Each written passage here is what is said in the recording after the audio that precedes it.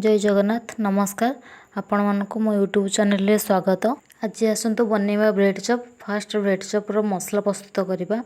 मसला पई मु फास्ट करी बसै देछि। करी रे किछि तेल दे देछि, तापरे किछि पंच फोटण पकै देछि, तापरे पियाज को भल से पकै भाजी छि। पियाज टिके कलर चेंज ही आसले सेतिर अदा रसुन पेस्ट को पकै देछि।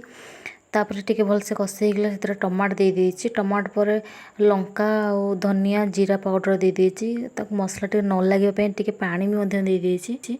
मसला टिके भल से कसे ही आसले सेतिर कटा गाजर और बादाम को दे देछि। आपण चाहिले एठी अलगा वेजिटेबल भी ऐड करि परिबे।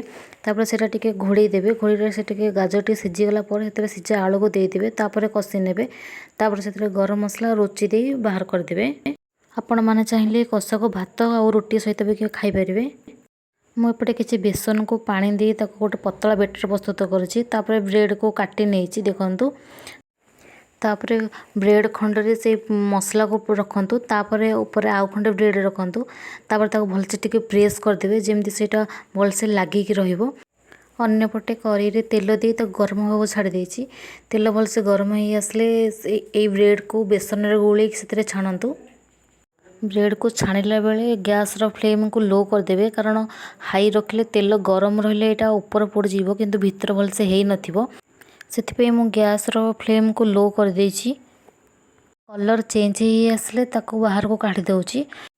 सेम प्रोसेस रे बाकी तक भी सब छाणी दउछि। तापरे टमाटो सॉस दे गरम गरम सर्व करंतु। आशा करूछि मो वीडियोटी आपण मन को बहुत भल लागिथिबो। जदि मो वीडियोटी आपण मन को बहुत भल लागिछि तेबे जीवा पूर्व मो वीडियो को लाइक कर दियंतु और मो चैनल को सब्सक्राइब कर दियंतु। धन्यवाद।